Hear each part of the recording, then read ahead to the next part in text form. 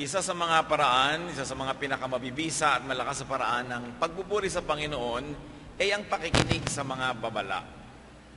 Ang pagtupad sa mga tungkulin at paglalagay ng ating mga sarili sa tamang lugar. Pag tayo'y lumalabis, ang Panginoon ay lagi nagbibigay ng mga babala. Ang pag-aaral natin ngayon, pinamagatan natin, an ancient PowerPoint presentation. Isang mga sulatin na nababasa ng lahat bilang isang babala.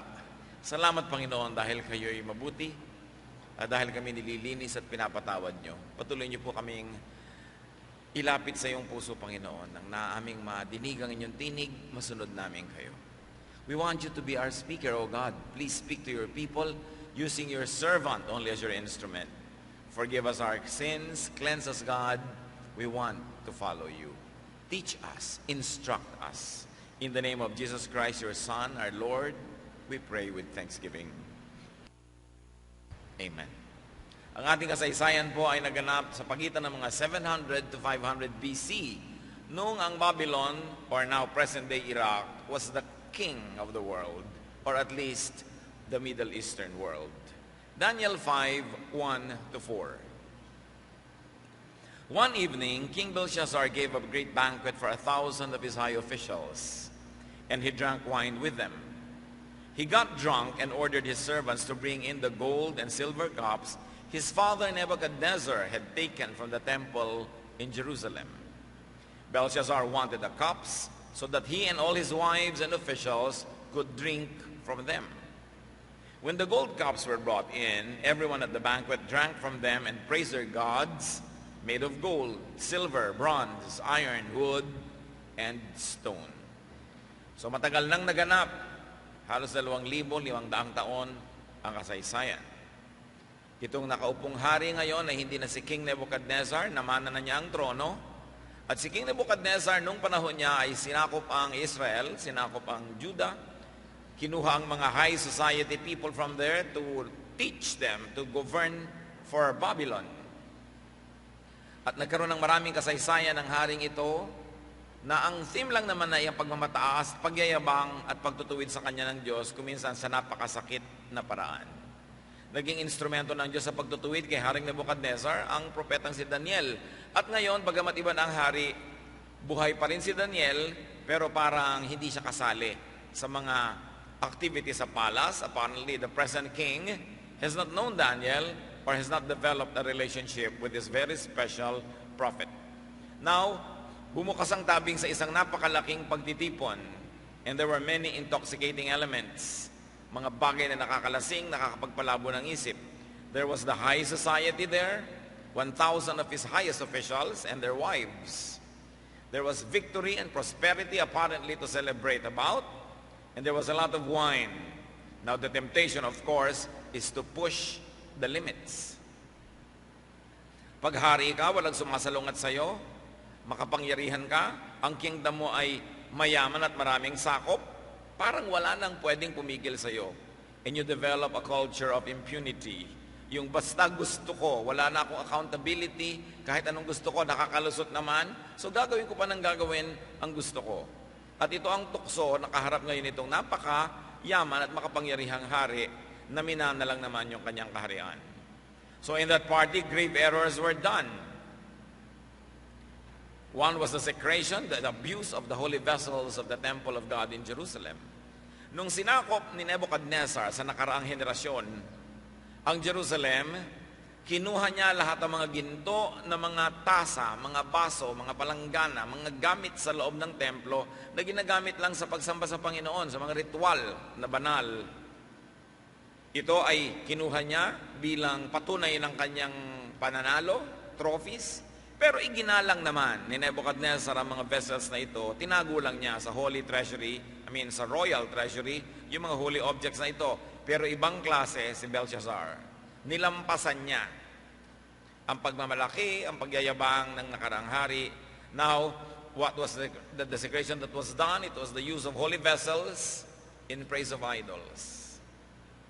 Ipinakuha niya yung mga banal na gamit na ito mula sa taguan at ginamit niyang lalagyan ng mga alak nila sa kanilang lasingan.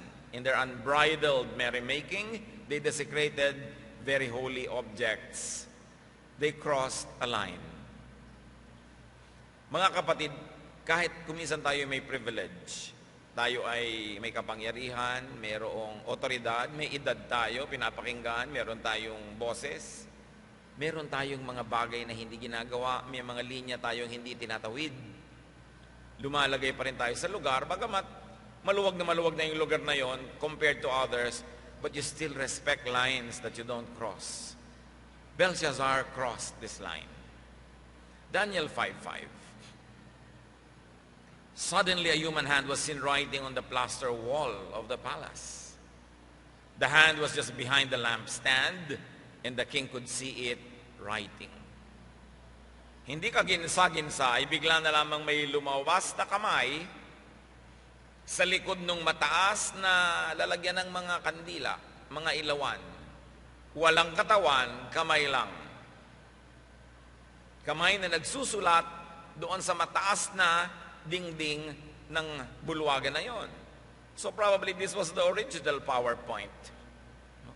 Kitang-kita ng lahat, may nasusulat na ganon, may kamay na nagsusulat, pero walang katawan. It was scary. It was just a hand. Daniel 5:6. He was so frightened that his face turned pale. His knees started shaking and his legs became weak. Nakaranas ba kayo na mamutla, mangalos ang tuhod, at manginig ang inyong mga kasukasuan, manghina ang inyong mga binti na para kayong nauupo sa kandila? Ito ang naranasan itong hari nung makita niya yung kamay. If the king would be scared by such a PowerPoint presentation, why did he do what he did? Gano'n naman pala, hanggang doon lang siya eh. Madali din pala siyang matatakot. Bakit naman siya nangahas na lampasan ang di niya dapat lampasan? Tayo ngayon, why do we do what we will regret doing anyway? Why do what we will hide later? Why do what will haunt and scare us later? Ito ang mga kabaliwan ng tao na noon pa man hanggang ngayon ay hindi pa yata nalulutas. Gumagawa ng bagay na di naman dapat ginagawa, sobrang lumalampas, at pagkatapos, pag dumating ang panahon ng pagtotoo, ay nangangatal sa takot, itinatago lahat ang mga pwedeng itago, natatakot. Daniel 5:7. The king called in his advisors, who claimed they could talk with spirits of the dead and understand the meaning is found in the stars. He told them, "The man who can read his writing and tell me what it means will become the third most powerful man in my kingdom. He will wear robes of royal purple and a gold chain around his neck." Dahil walang makabasa nung nakasulat doon sa dingding, ipinatawag niya yung mga lahat-lahat ng mga taong nagsasabing kaya doon nilang kausapin ang mga patay na, nakikipagniig daw sila sa mga espiritu, nalalaman nila ang mga mahiwagang bagay na hindi alam ng mga karaniwang tao. At sabi ng hari, sino man sa inyo makabasa niyang nandiyan sa dingding na yan, bibigyan ko ng napakalaking gantimpala. Tatlong pinakamataas na ranggo sa kaharian ang mapapasa inyo, at susuotan kayo ng mga mararangyang damit na bagay lang sa hari at sa mga nagaharing mga pamilya, at bibigyan pa kayo ng gintong mga kwintas. So self-appointed prophets, seers, and so-called visionaries are summoned. The high reward revealed the king's weakness and insecurity. Mas tumaas yung ibinibigay niyang premyo, mas naipahiwatig niya ang lalim ng kanyang takot. Perhaps he was guilty. Ang dami na niya marahil na ginawang mga mali, pero ito na ang kalabisan nung ginamit niya ang mga banal na bagay para sa kanyang mga paglalasing. So the king now is trying to buy spiritual revelation with material currency. Yun lang naman ang meron siya, ranggo, mag-appoint ng mga ranggo, mga damit at mga kwintas. Pero lahat yun apparently could not help him now. He wanted to know the meaning of the writing on the wall, probably to be able to avoid judgment. The king was aware that he had done something very wrong. Daniel 5:8-9. All of King Belshazzar's highest officials came in, but not one of them could read the writing or tell what it meant. And they were completely puzzled. Now the king was more afraid than ever before, and his face turned white as a ghost. So the noisy prophets proved useless. They were just nothing but rainless clouds. Mga ulap na wala namang lamang tubig, hindi magiging ulan kahit kailan. So it becomes more scary. Naka-assemble na lahat yung nagsasabing marurunong sila ng lahat ng mahiwagang bagay, walang nakabasa nung nakasulat na yon. Siguro baybayin. Ano kaya yung nakasulat? Nababasa niyo ba yung baybayin sa kaliwa at kanang bahagi na entablado natin? Hindi po yan kung ano-anong magical words. Yan ang sinauna nating baybayin, sulatin ng mga Tagalog, na ang sinasabi lang, Jesus, Panginoon. Kabinasan niyo po siya. Now, hindi nila mabasa yung nakasulat.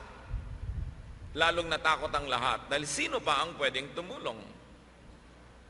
How could this king avoid trouble when he could not read the warning on the wall? God writes something no one could read to judge and expose the false prophets. Marami kasi nagrurunong-runungan, kunwari mga propeta sila, kunwari may vision ng mga nakikita nila. So ngayon, hindi naman ito nila mabasa, so nabisto na wala naman pala talaga silang kakayanan. So God writes something no one could read to humble the conceited king and to give distinction to whoever could read the message. Siyempre, lalong kumukonti na ngayon ang pwedeng bigyan ng karangalan dahil yung mga naka-assemble na mga marurunong, hindi pala nila alam basahin yon. Lalo na ngayon na matataas kung sino man ang makakabasa nun. You know, false prophets cannot read the mysteries or true mysteries, or if ever they attempt, they misread them. Kaya huwag lagi na lang naniniwala dyan sa mga prophecy, mga vision. Sabi sa Deuteronomy 18:22, if what a prophet proclaims in the name of the Lord does not take place or come true, that is a message that the Lord has not spoken. That prophet has spoken presumptuously, so do not be alarmed. Malinaw. Pag daw ang sinabi ng nagkukunwang propeta ay hindi naganap, hindi yun galing sa Diyos. Pangahas lang yung nagpropetahan na magsalita ng ganyang mga bagay, kaya sabi, huwag niyo siyang katakutan, o huwag niyong katakutan ang kanyang mga pinagsasasabi. Siyempre naman, yung mga nagpropetahan, marami ang palusot. Pagkasabi, may warning kami, meron kaming napanaginipan, meron kaming vision, blah, blah, blah, ganito magaganap. Pag hindi naganap, sasabihin nila, kasi nagpray kami, kaya hindi naganap. Pag meron naman silang sinabing, may magandang mangyayari, ganito, ganon. Tapos hindi naganap, sasabihin niya, kasi hindi naman kayo nakipag-pray with us. Laging lusot.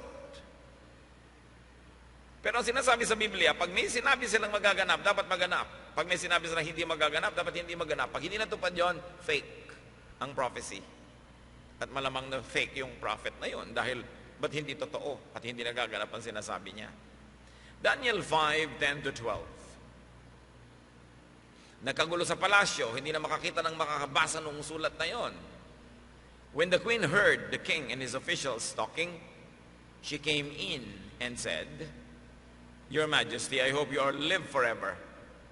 Don't be afraid or look so pale. In your kingdom, there is a man who has been given special powers by the holy gods. When your father Nebuchadnezzar was king, this man was known to be as smart, intelligent, and wise as the gods themselves. Your father put him in charge of all who claimed they could talk with the spirits, or understand the meanings in the stars, or tell about the future.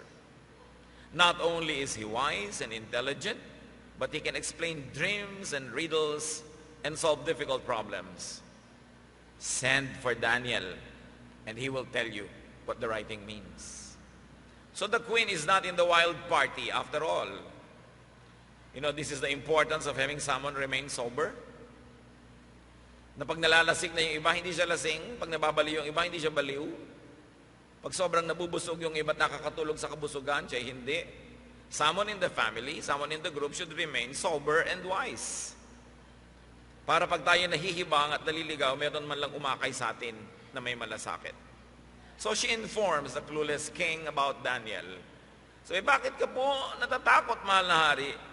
Dito sa kaharian mo mismo, mayroong propeta. Ang dating hari, si Nebuchadnezzar, sa kanya umaasa. Pag nagsabi siya, talagang nagaganap. At siya ang ginawang dekano, pinuno ng lahat ng mga yan, na nagsasabing sila yung mga marurunong. Sabi, halos katumbas ni Daniel yung mga Diyos natin dito sa Babylonia. Ang galing-galing niya. Sabi niya, ipatawag mo siya at siguradong mababasa niya yung nakasulat na yan. Kilala nung reyna si Daniel. It is important to know people in high places. And when we say high places, we don't mean high society, high in rank, high in wealth. People who are genuine prophets, anointed counselors, enlightened teachers. Mahalaga na meron tayong ganong kilala at may koneksyon kasi yun ang gagamitin ng Diyos para tayo bigyan ng babala, bigyan ng liwanag sa mga panahon ng kadiliman. So she gives the king a lesson in history. Sinariwa niya ang mga naganap nung nakaraang administrasyon at sabi niya, merong advisor yan na matino, si Daniel. Hindi kasi inaalam ng hari yung history niya, kaya siya tuloy ngayon lito. Sabi nga ng matatanda, ang hindi lumingon sa pinanggalingan, hindi makararating sa paroroonan. Now when the going gets tough, they will call the real thing, the real prophet, Daniel. Enter Daniel. Ang lahat ay hindi pa humihinga. Ang lahat ay hindi matahimik at mapalagay dahil may nakasulat doon, obviously mahalaga, dahil napaka-misteryoso ng pagkakasulat and in front of everybody. Ngayon, dadating si Daniel, papasok sa bulwagang ito para basahin ang nakasulat sa dingding. Daniel 5:13 to 16. When Daniel was brought in, the king said, "So you are Daniel, one of the captives my father brought back from Judah. I was told that the gods had given you special powers and that you're intelligent and very wise. Neither my advisors nor the men who talk with spirits of the dead could read this writing or tell me what it means. But I have been told that you understand everything and that you can solve difficult problems. Now then, if you can read this writing and tell me what it means, you will become the third most powerful man in my kingdom. You will wear royal purple robes and have a gold chain around your neck." This was the king's way, a carrot stick, suhol, a reward, an inducement. This is the way of politics. Do what I want and I'll give you this and I'll give you that and I'll give you this power and I'll give you this money. Money and appointment were his only currencies. But these things never worked. Daniel 5:17, Daniel answered, "Your Majesty, I will read the writing and tell you what it means. But you may keep your gifts and give them to someone else." Siguro nakaharap pa lahat yung mga fake prophets doon. Kinabahan silang wala silang mabalato, wala silang mahingi. So sabi ni Daniel, wala naman pong problema yan. Babasahin ko yung nakasulat, sasabihin ko sa inyong kahulugan, pero yung mga regalo nyo, ibigay nyo na lang sa iba. Ano kaya tinutuko niya? Yung mga nakabantay doon ng mga false prophet? You know, another distinction of a genuine prophet is this: hindi mukhang pera, hindi mukhang love gift, hindi mukhang donation. Bagamat in right times and in right places, those are important in the upkeep of the temple or in the activities that promote the agenda of God, ang mga genuine prophets, hindi napepresyohan, hindi mahilig tumanggap, lalo't ko ang tatanggapan, tulad nitong hari na to, na baka minsan ka lang tumanggap, aalilain ka na niya buong buhay, at pati ang pagiging prophet mo ay ilagay niya sa ilalim ng kanyang otoridad. So a prophetic snub happens, maybe a prophetic reminder to the king that he cannot buy everyone and everything. And this is the wisdom of true prophets. Do not be on anyone's payroll. Kung gusto mo na ang spiritual message may maibigay mo kahit kanino, mapalo mo ang dapat paluin, mapagalitan ang dapat pagalitan, huwag kang tanggap ng tanggap. Para hindi mabusala ng iyong bibig at hindi makompromise ang integrity ng iyong religious office. Daniel 5:18 to 21. "Sir," sabi ni Daniel, "the Most High God made your father a great and powerful man and brought him much honor and glory. God did such great things for him that people of all nations and races shook with fear. Your father had the power of life or death over everyone, and he could honor or ruin anyone he chose. But when he became proud and stubborn, his glorious kingdom was taken from him. His mind became like that of an animal, and he was forced to stay away from people and live with wild donkeys. Your father ate grass like an ox, and he slept outside where his body was soaked with dew. He was forced to do this until he learned that the Most High God rules all kingdoms on earth and chooses their kings. So ipinaalala ni Daniel ang kasaysayan dito sa bagong hari. Ang sinundan niyo pong hari, pinagpala ng Diyos, binigyan ng sobrang blessing na ang lahat ng bayan ay natakot sa kanya, sa kapangyarihan at kayamanan niya. Pero lumabis itong si Nebuchadnezzar. Kaya siya ay binigyan ng kaparusahan ng Diyos, naging mistulang hayop siya, nasiraan siya ng bait, siya'y nabaliw at nagkilos hayop. At napakatagal na naging gano'n ang kanyang asal hanggang siya'y natauhan, tumingala sa langit, tumawag sa Diyos, humingi ng tawad, at doon ibinalik ang kanyang katinoan. Ang parusa sa kanya, nakakabit sa kanyang buong katawan hanggang natuto siyang magpakumbaba at kilalanin ang kaisa-isang kataas-taasang Diyos na pinagmumulan ng lahat ng kapangyarihan maging ng mga hari. So what was Daniel's message to the king and to all of us today? That God is the giver of all things. Mahalaga na ipinaalala niya yon. Sabi niya, alam mo, baka nalilibang ka, ang yaman-yaman mo, may namana kang kingdom. Huwag mong kakalimutan, minana mo lang yan kay Nebuchadnezzar. At si Nebuchadnezzar, naging matagumpay lang kasi kinasihan siya ng pagpapala ng Diyos. At maging siya na pinagpala nung nakalimot at yumabang na palo. Ibinaba, inilugmok, isinubsob sa lupa. Hanggang kilalanin niya na ang Diyos lang ang pinagmumulan ng lahat. So, mensahe yan ngayon kay Belshazzar at sa atin sa panahong ito. Ano man ang ating tagumpay, ano man ang ating kayamanan, kapangyarihan, bigay lang ng Diyos. Huwag tayong makakalimot na sumamba, huwag tayong makakalimot na magpasakop, at huwag tayong yayabang, at huwag tayong lalampas at lalabis, sapagkat ang salop daw na napupuno, kinakalos. Ano man na bagay na sumasobra, tumatapon, binabawasan, kinukulangang muli. Therefore, acknowledge God in your life. Especially if you're successful. Especially if you're having things your way. So Daniel's message was also that even the king is only, in fact, also a recipient. Tumatanggap lang din siya. Hindi siya tunay na pinagmumula ng lahat. Tumatanggap din lang siya, dinadaluyan. Therefore, stay humble.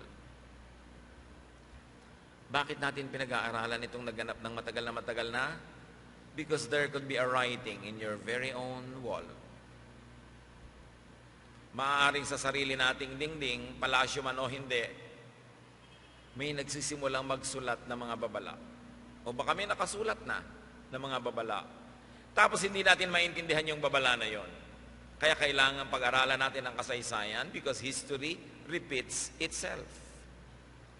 Daniel's message was that pride and insensitivity are threats to well-being, to staying in power. Pagka yumabang na, naging magmataas ka at lumabis, ang kasunod mo na ay pagbagsak. Ang kasaysayan ng lahat ng mga kabihasnan sa buong daigdig ay punong-puno ng ganito mga halimbawa. There is a cloud of witnesses in human civilization and history, and they show us that in all realms, in all places and times, in all kingdoms and civilizations, those who abused their power met horrible ends. Kahit sino pa, saan mang bahagi ng daigdig. History is an important teacher.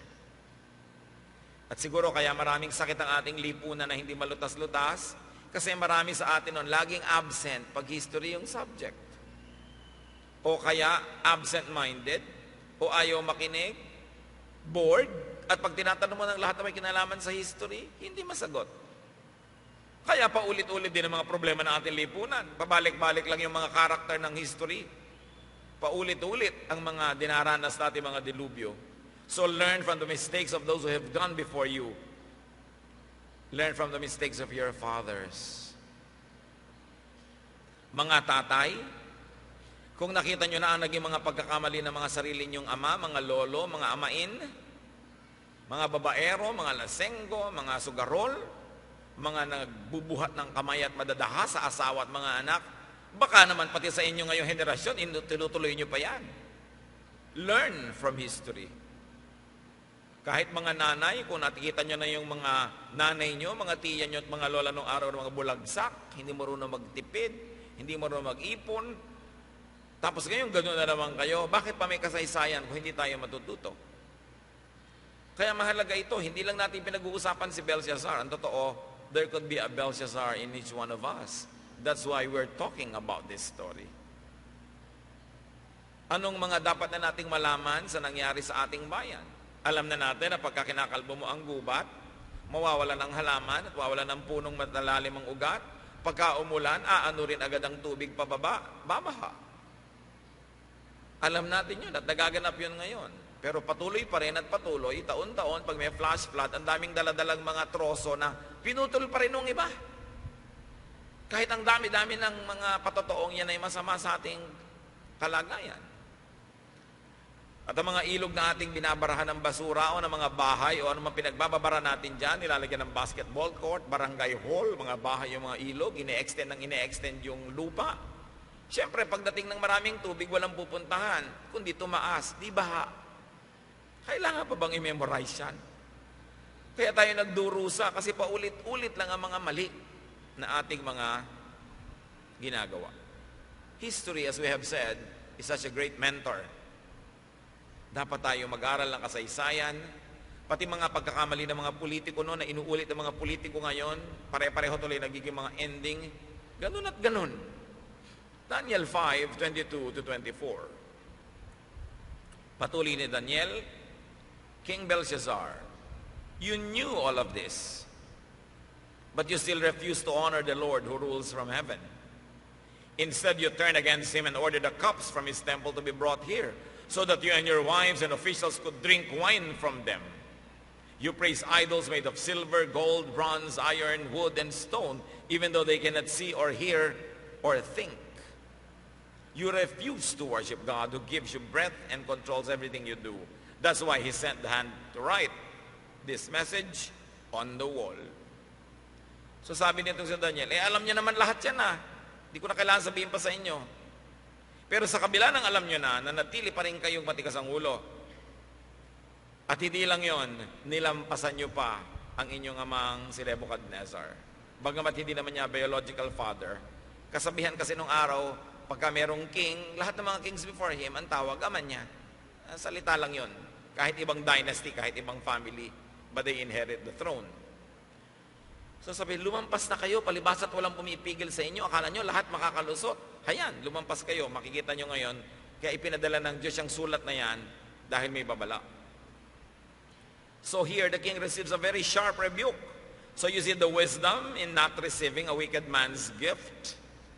Meron siyang free speech kasi hindi niya tinanggap yung regalo. Daniel 5:25-28. Eto na, babasahin na niya yung kahulugan. Tatlong salita lang naman pala yung nasa dingding. The words written there are mene, which means numbered, tekel, which means weighed, and parsin, which means divided. God has numbered the days of your kingdom and has brought it to an end. He has weighed you on his balance scales and you fall short of what it takes to be king. So God has divided your kingdom between the Medes and the Persians. In other words, sabi ng propeta, tinimbang ka, ngunit kulang. You were measured, you were weighed, but found wanting. King ka, dapat ito yung mga katangian mo. Pretentious people fall short of what it takes to be king. Even what it takes to be president. What it takes to be governor or judge. What it takes to be pastor or priest or leader. What it takes to be a star. What it takes to be a leader. Kaya marami nang nakikita tayo sa ating kabihasnan, Naging hari, naging presidente, naging governor, naging judge, naging pastor, naging pare, naging superstar, naging leader, tapos wala ngayon, mga basura. Kasi hindi nila minahal ang kanilang office, inabuso nila. Star na star, ang ganda-ganda ng boses, maglalasing na maglalasing, magdadrugs na magdadrugs, magpupwet na magpupwet, mawawalan yan ang boses. Ano mangyayari? Paano magwawakas ang buhay? Ang taas-taas ng office mo, president ka, mag-a-abuse ka na mag-a-abuse, anong ending mo? Saan ka napupunta? Pag sumusobra ang tao, nagagalit ang langit. Ano man yung sobra niya. Kaya marami mga leader, kung ano itinaas-taas ng posisyon dati, siya ngayong napakalakas ng lagapak. Kung sino yung ubod ng yaman nun, sobrang nagiging paghihirap dahil hindi minamahal yung ipinahihiram sa kanila ng Panginoon na luwalhati, kayamanan, pagiging sikat, nababawian. Paulit-ulit yan. What does it take to be king, to be leader, to be shepherd? What does it take to be given power and wealth and fame and keep it? What does it really take? Ano po ba ang mahalaga para ikaw ay manatili sa pinaglalagyan sa ng lugar ng Diyos? To remain submissive to the King of Kings. Huwag mong kakalimutang may nakakataas sa iyo. Kahit ano pang taas ng nararating mo, dapat patuloy kang nakayuko sa langit, sumasamba sa Diyos at hindi nakalilimot.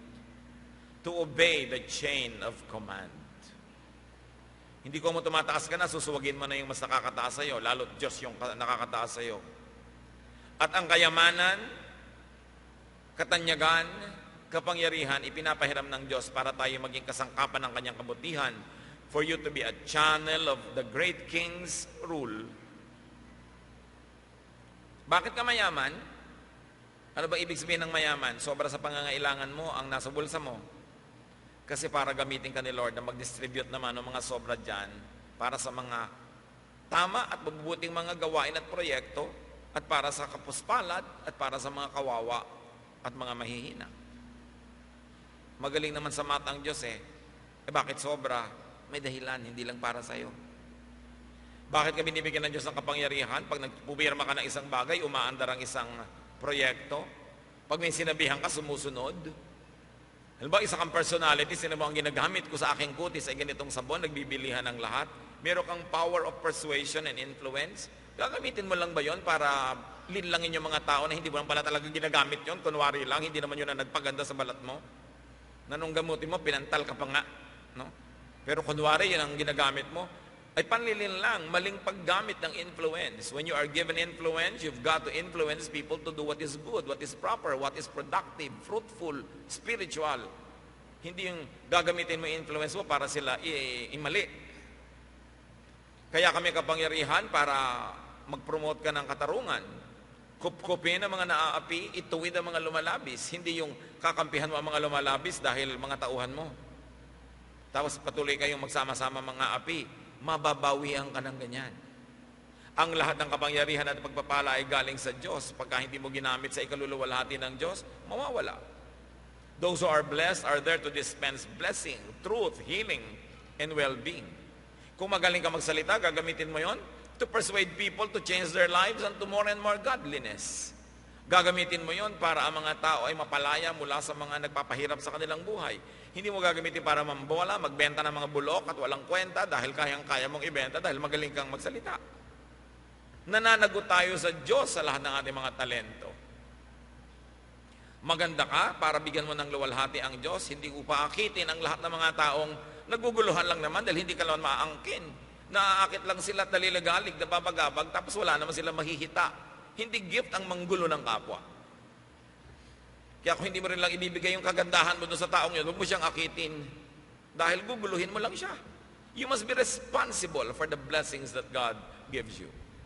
Daniel 5:29, matapos sabihin itong si Daniel ang kahulugan ng sunulat na ito, Belshazzar gave a command for Daniel to be made the third most powerful man in his kingdom and to be given a purple robe and a gold chain. Empty gifts. Truth to tell, Daniel was the most powerful man in the kingdom, not the king. So the king was in no way and in no position to award any position to the prophet because the prophet in God's economy, was next to God. The king was way below. Akala niya, masata siya para magbigay ng award.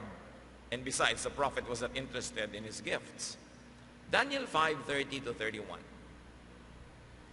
That same night, the king was killed. Then Darius the Mede, who was 62 years old, took over his kingdom. Kung pagdudugtungin natin ang kasaysayan at itong mga biblical accounts, naghahanda na ang mga Persians sa sakupin tong kaharian habang nagaganap ang palabas na ito doon sa Bulwagan. Nasa ilalim na sila ng palasyo, napasok na nila through the underground rivers that cut through the city of Babylon. And that same night, the kingdom fell and the king was killed. The prophecy was realized. After all, that prophecy was not a warning. It was judgment. Kung minsan may mga prophecy, may mga sulat dumadating sa buhay natin, warning. Pag nakinig ka, hindi pa matutuloy yun. Pero merong sa dami na ng warning na pinalampas mo ang susunod na judgment. Proverbs 29:1. Whoever remains stiff-necked after many rebukes will suddenly be destroyed without remedy. Sino man ang magtitigas-tigasan dyan, matapos ang napakaraming paalala, bigla na lang siyang wawasakin, dudurugin, at di na siya makakabangon pa. Kaya magandang paalala. Baka sa buhay natin mga kapatid, meron tayong mga katigasan ng ulo, pagkakamali, pagkakasala, pagsuway, na ilang beses na tayo napaalalahanan ng iba't ibang paraan. Tapos ayaw pa rin natin makinig, huwag kayong magpaabot sa ang darating na is judgment. So, we're back to the major errors that were done by the king and his court. Desecration and abuse of the holy vessels. Honor God's holy vessels. How do you honor God's holy vessels? By knowing what they are. And they are things meant for God's purposes. Tulad nun, yung office ng king was meant for a godly purpose. To govern well, to lead people, to deliver them from hunger, from want. Pero sinarili lang niya. Pagka ang isang bagay ay para sa kaluwalhatian ng Diyos, huwag nating aangkinin, dapat nating isuko. Isang halimbawa, maraming daang taon ang lumipas.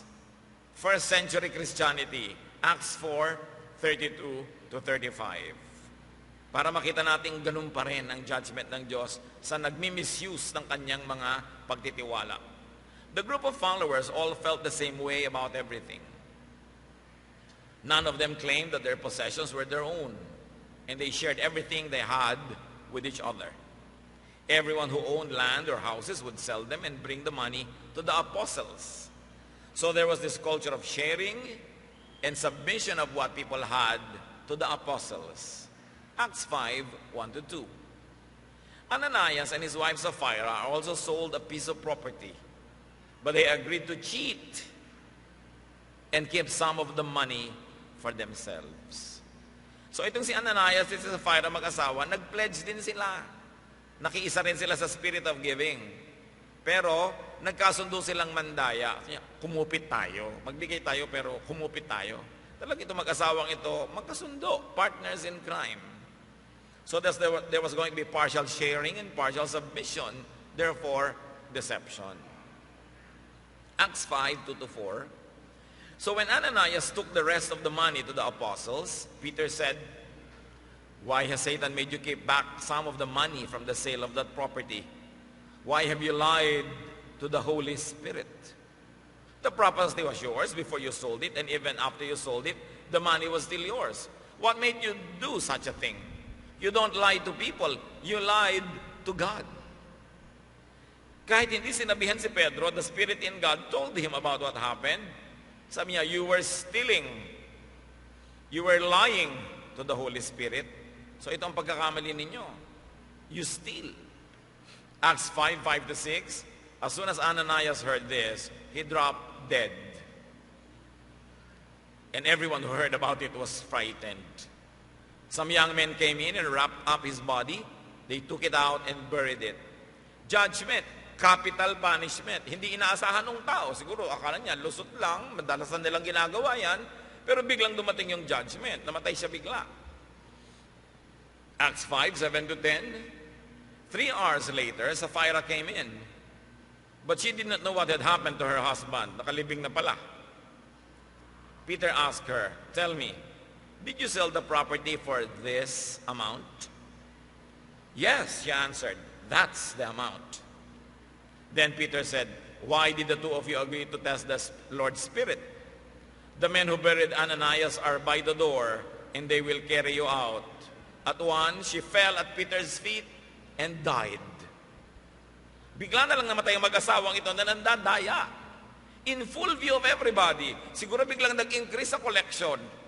Sa takot ng mga taong mamatay pag nandadaya sila. Acts 5:10-11. When the young men came back in, they found Sapphira lying there dead. So they carried her out and buried her beside her husband. The church members were afraid, and so was everyone who heard what had happened. These were holy vessels. Itinalaga nila para doon sa gawain ng Panginoon, tapos kinupit. So they died.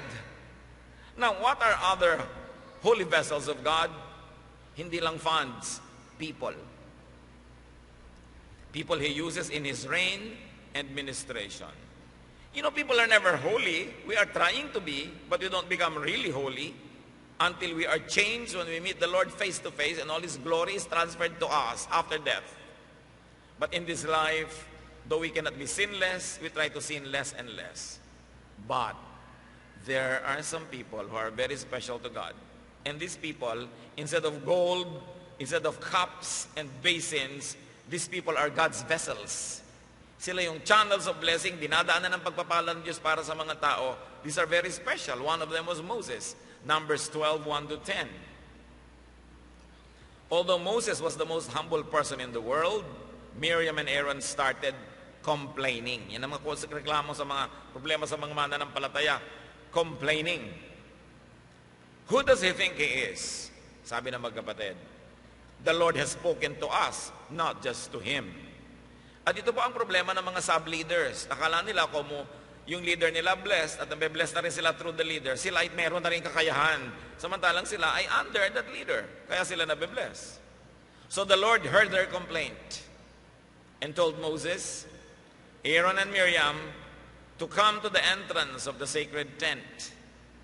There the Lord appeared in a cloud and told Aaron and Miriam to come closer. Pinatawag ni Lord yung magkapatid na nagrereklamo. Sabi ko sa magkapatid, bakit? Si Moses lang ba ang anointed? Siya lang ba ang kinakausap ng Diyos? Kami rin naman So dapat meron din kaming mataas sa posisyon. Dapat kasama din kami dyan sa mga ganyang mabubuting bagay. So ipinatawag ng Diyos yung magkapatid. At nung pumasok sila doon sa tent, sabi nila, lumapit-lapit kayo. Naku, pinalapit pa ng Diyos. Then after commanding them to listen carefully, He said, I, the Lord, speak to prophets in visions and dreams. But my servant Moses is the leader of my people. He sees me face to face. And everything I say to him is perfectly clear. You have no right to criticize my servant Moses. Sabi ni Lord, alam nyo, may mga propeta kayong kilala, nakaraan at ngayong kasalukuyan. Pag kinakausap ko sila, mga panapanaginip, mga pangipangitain, hindi masyadong malinaw. Pero si Moses iba. Kinakausap ko yan one-on-one. Binibigyan ko ng napakalinaw na mga mensaheng nakakarating din sa inyo. Walang may karapatan na mamintas sa kanya o magreklamo. Verse 9, the Lord became angry at Aaron and Miriam. And after the Lord left, and the cloud disappeared from over the sacred tent, Miriam's skin turned white with leprosy. Ikaw babae ka, sabi ko na napakadaldal mo. Napakarami mong kyaw-kyaw sa buhay. Hindi ka na pumipili ng kakataluhin ng bunganga mo. So pag alis ng Diyos, biglang nabalot ng ketong ang babaeng ito. Sabi niya, hindi lang prophet si Moses, ha? Malinaw ang mga revelation ko sa kanya. Iba siya. Not like all the other prophets. And you dare criticize him. And the Lord became angry. It became judgment. Why? Because Moses was a vessel of God. A chosen vessel. Other vessels of God are spirit-given talents to people that He gives spirit-given talents to. So do not misuse your gift. Do not misuse your power, your talent, your office in ministry for foolish agenda. Another major error, of course, that was done was the use of holy vessels in praise of idols, giving glory not to God but to someone else. Self-appointed, noisy, and illusionary prophets are useless. Magaling lang manakot, magaling mag-promote ng sarili. Siyempre, pag may prophecy, pag may panakot, sumisikat sila, napag-uusapan, natatanong, nasa sangguni. Pero itatanong mo, natutupad ba naman yung sinasabi? Malinaw ba naman yung sinasabi? At kung hindi yan natupad, pag sinabi lang mangyayari, ano pa man ang excuse sabihin nila, hindi galing sa Diyos yun. Identify false prophets and do not be scared by their pronouncements. Meanwhile, listen to God's soft warnings. Madalas ang mga babala ng Diyos tahimik, hindi maingay. Kailangan tahimik ka rin para mamarinig. At kung ang buhay mo ay punong-puno ng gulo, ingay, kulay, galaw, pagmamadali, malamang hindi mo ito marinig. Baka may PowerPoint sa inyong screen, mga kapatid. Sa ating mga sariling dingding, may nagsusulat na ay hindi pa napapansin. Kaya pinag-aralan natin muli ang kasaysayan. Because God is the same yesterday, today, and tomorrow. Kung hindi siya nang pumapayag at nangungonsinti nung araw sa mga sumasobra, ganun pa rin siya ngayon. Kung nagbibigay siya ng mga babalanon, ngayon pa rin ay ganon. At kung meron man siyang biglang binibigyan ng judgment, sino tayo para pigilan kung gusto niyang gawin yon? Ang mahalaga sa atin, pakinabangan ng kasaysayang ito, suriin ang ating buhay kung tayo'y kamukha ni Belshazzar. Kung tayo'y hindi nakikinig sa payo, kung tayo'y lumalabis, sumosobra, nag-aabuso, at lumalampas sa dapat na hindi nilalampasan. At kung tayo naman, ang mahal sa buhay natin yung nagiging Belshazzar, sumosobra, lumalabis, dapat hindi tayo kasama sa kanyang mga kabaliwan, like the queen who was not in the hall. Dahil hindi siya sumali sa mga kabalbalang naganap, nanatili siyang matalino, nakapagbigay siya ng magandang payo na ipatawag ang prophet. Kung di man tayo yung Belshazzar, pwede tayo maging katulad ng queen. Nagpapaalala, nagbibigay ng payo, para maituwid ang dapat ituwid, maliwanagan ang madilim. At huwag tayong maging katulad ng mga tauhan ni Belshazzar, oo ng oo, kahit malaking kabaliwan na ang gustong gawin ng kanilang hari.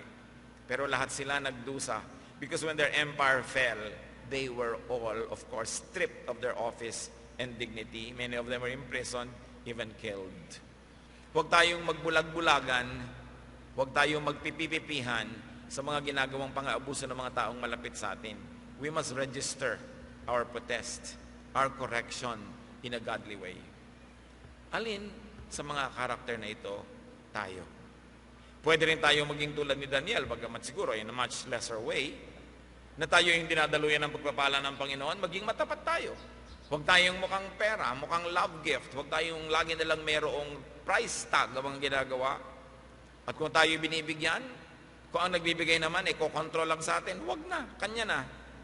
Although we should learn to be gracious recipients also, when those who give us are sincere. Because they could be God's way of blessing us also. That's why we need discernment. Kailangan nating basahin ang mga kahulugan ng kasaysayang ito. Ama naming Diyos, turuan mo kaming i-identify kung sino kami sa kwento. Maring lahat ng ito merong di kakapraso sa aming pagkatao. Ituro mo sa aming makinig, manahimik, huwag lumabis, at anuman ang mga pagkakamaling maaring ginagawa namin ngayon, matigilan agad, maituwid, para hindi kami tamaan ng iyong poot at ngit-ngit. Huwag kaming matulad kay Aaron, ang Panginoon, at sa kapatid niyang babae, na reklamo ng reklamo, dinapuan tuloy ng ketong. Huwag kaming matulad kay Ananias and Sapphira, na dinadaya pati ang church nila. Kaya nagalit kayo, Panginoon, at sila ipinatawan ng isang very public judgment because of their error against the body of your Son, Jesus. Turuan niyo kaming maging matapat.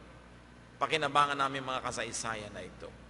Magbulay-bulay tayo mga kapatid sumandali, angkinin ang leksyon ng istoryang ito. Huwag sayangin ang ating pag-aaral, pakinabangan, magdulot sa atin ng kaliwanagan, pagbabagong loob, at sa mga tama ang mga ginagawa, may this give encouragement to continue doing right.